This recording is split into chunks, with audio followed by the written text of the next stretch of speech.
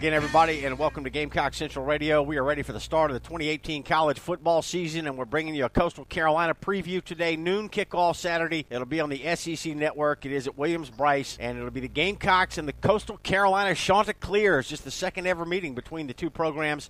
My name's Emerson Phillips, and joining us to talk about it today here on GCR is Joe Cashion, my old friend. Joe's the radio voice of the Coastal Carolina Chanticleers, and Joe and I cut our teeth in the radio business at the same station, WPUB, in Camden, South Carolina. Joe, good to have you on today. How you doing, bud? Emerson, I'm great, and it's great to join you once again, and we sure did back at PUB 102.7. We did those games.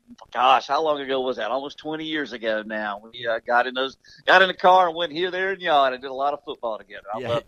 Yes, we did. Joe, it's great to have you, and good to hear that you're doing well. So wanted to get you to tell our listeners about Coastal Carolina, and when we start talking about Coastal, Joe, I think we need to point out, I think a lot of folks may not realize that Coastal's gone to Division I. They're in the Sun Belt now, making a move to become a major player in Division I football. No doubt about that. We made the move to the Football Bowl subdivision last year, our first year of FBS, and it was a bit of a struggle. We're still trying to get to 85 scholarships. We were, of course, FCS ever since we started in 2003 all the way through the end of 2016, and the FBS thing kind of came out of nowhere on us, to be quite honest with you. We got the word in 2015 and made the announcement September 1st of 2015 and said, you know what, we're going to go for big-time football, and that's kind of what we're doing. And, again, trying to get to those scholarships, trying to get the stadium expanded, that's kind of been a battle, and, trying to get the facilities that you really need to be able to compete at this level. You see all these schools right now with these big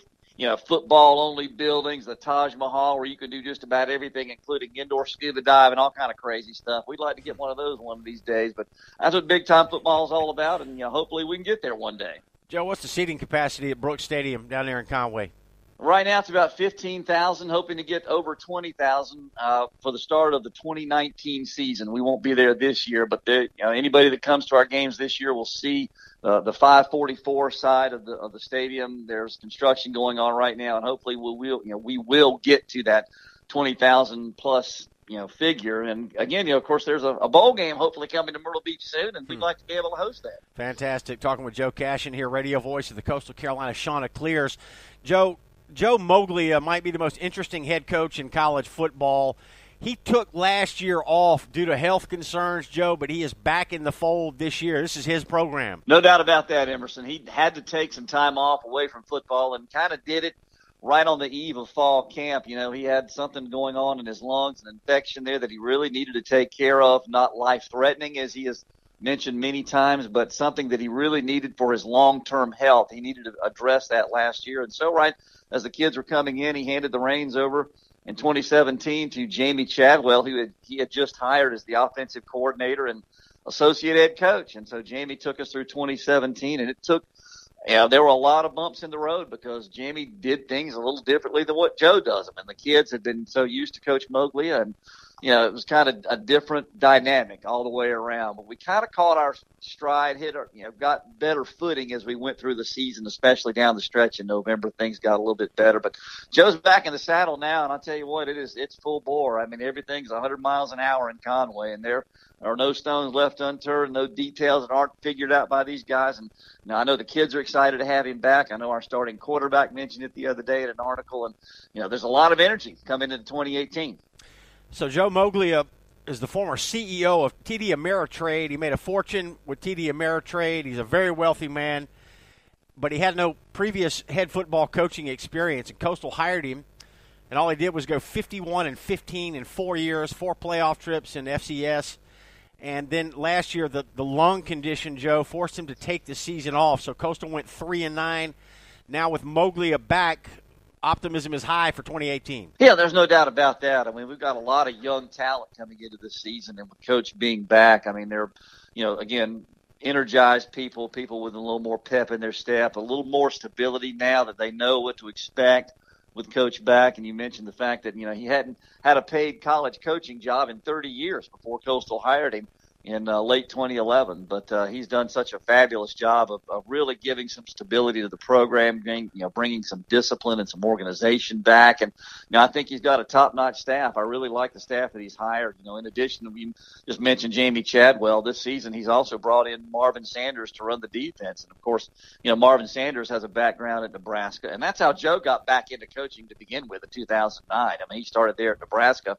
Coach Sanders has a background there. And, he was a former defensive coordinator at North Carolina. He also worked with Joe with the Omaha Nighthawks. And so there's a lot of excitement on that side of the ball too. But, just having Coach back, I mean, it's so different. And, we're all just very, very excited to see what, he's going to bring back to us. And hopefully it will translate into much better than 3-9 this season. All right, 5 games last year decided by a touchdown or less. 5 Coastal losses decided by a touchdown or less. So this was a competitive football team, but they just couldn't close the deal. And, Joe, let's start with the defense. It seemed like that was the major part of the reason for some of Coastal's problems last year. Not much of a pass rush a year ago, only 15 sacks, and had difficulty creating turnovers as well. In fact, Coastal was 2-1 in games where they created 2 or more turnovers, but 1-8 when they didn't. If we could have been ranked in the FBS stats, which we weren't because we weren't eligible, we'd have been at the bottom of both of those categories, just about sacks and then turnovers forced. We went through a stretch last year. This is kind of hard to believe, but we went through a stretch of about 5 games last year in the middle of the year where we forced a grand total of 1 turnover, and that was because Georgia State chucked one up in the end zone at the end of the first half, and we just happened to pick it off. It was unbelievable when you really got to watching. I mean, nobody laid on the ground. There wasn't a tip ball. There wasn't anything. We just could not force a turnover in a critical stretch of the season. And we lost a lot of those games, 5 games, by 8 points or less. And if we can turn that around this season, who knows? I mean, 3-9 can turn into 6-6 or 7-5. Who knows? But we've got to get better pressure on the passer. We've got to be able to force turnovers defensively. And another number that really jumps out at you when you look at our defensive woes from last season, third down conversion percentage, 48% last year. We allowed people to convert. You just can't do that and win. And that went to 49% when you talk about including fourth down conversions. You got to get people off the field when you have the chance, and we just didn't do it last year. Joe, offensively, things look a little bit better. Spread option attack is what Coastal runs, and you got all 5 starters back on the offensive line this year. Yeah, I mean, we've got a young offensive line, even though they are experienced. A lot of these guys are, coming back, started towards the end of last year. We're still going to start sophomores and, pretty much across the board, plus a junior. Guys have some experience in the trenches running this kind of much different than what we used to do under Dave Patnode, who's now at Temple. I mean, Dave loved to get that ball and snap it 80 or 90 times a game if he could, and there really weren't a lot of option concepts. There are here with what Jamie Chadwell likes to do. We'll run a lot of option concepts in terms of run the dive. We'll try to get to the corner, get some people out there on the edge, jet sweep kind of stuff, orbit motion stuff. You'll see that on Saturday. So hopefully, year 2, we'll be able to improve on 24 points a game and 345 yards of total offense. And I mentioned Kilton Anderson a little bit earlier. He started 3 games last year, so he has some experience there. Chance Thrasher has been in the program. He's got some experience at quarterback. So hopefully, we'll be able to get this thing untracked and, get the ball downfield a little bit too when we throw it. Joe, is Coastal set on a starter at quarterback? You got 3 players, or is Moglia still kind of weighing his options going into the opener? Kilton Anderson will be our guy. He's a 6'2" senior out of Naples, Florida. He was at Fresno State, and then he came to us last year and got into action for the first time at Arkansas State in week number 6, and he played a little bit there. And then he came on in the Arkansas game that we should have won when our starter Tyler Keene went down. And then, he started the last 3 games of last year. It was kind of up and down for Kilton in the spring and, a little bit here in fall drills. But both Coach Moglia and Jamie Chadwell think that, or they say that, Kilton's going to be our guy. He'll start, he'll take the first snap on Saturday against South Carolina. Talk about special teams, Joe. Prospects, preview for 2018, the kicking game and the return game. Evan Rabin comes back. He's had a little bit of a back problem, but he returns as our punter and place kicker, connected on 12 out of 19 field goals. So hopefully he'll get that number up a little bit. Kion Tyler, Malcolm Williams will be our return guys, and those guys are pretty explosive. Kion had a big kickoff return Louisiana Monroe last year, and Malcolm Williams, who's a guy on offense that we're going to look to a good bit at wide receiver. He'll also be back there returning kicks. So that's kind of how we're looking on special teams as we head into 2018. It's Coastal's second season in the Sun Belt Conference. Joe, talk about expectations for 2018. Coastal plays in the East Division of the Sun Belt with App State, Georgia Southern, Georgia State, and Troy. Well, the 5 teams in the Eastern Division, and they're not a lot of expectations of us because everybody is just about picking us at the bottom, the fifth best team in the Sun Belt East. But our schedule is kind of interesting because after South Carolina, we have a couple of more non-conference games, and then we get into conference play at Louisiana. And then at Louisiana starting over with Billy Napier as their head coach. Then we go to Troy, who I think is the best team in the league, either them or App. We have to go to them. That'll be a tough battle. If we can hold our own, though, and get to November, we get Appalachian State, Arkansas State, and Georgia Southern back to back to back, all at home. So that it sets up, if we can hold our own, get a couple of wins maybe early in conference play, who knows? We might put ourselves in a position to be competitive and, maybe finish near the top in the Sun Belt East and perhaps get to that 6-win mark, and who knows, maybe go bowling. So, but it's an interesting schedule, but a tough one. The Sun Belt's a pretty good G5 league. Mm-hmm. No doubt about it. Talking with Joe Cashion here, radio voice of the Coastal Carolina Chanticleers. Joe, the Gamecocks and the Chanticleers is a fun matchup. Not one that we're accustomed to seeing, just a second ever meeting between the two programs.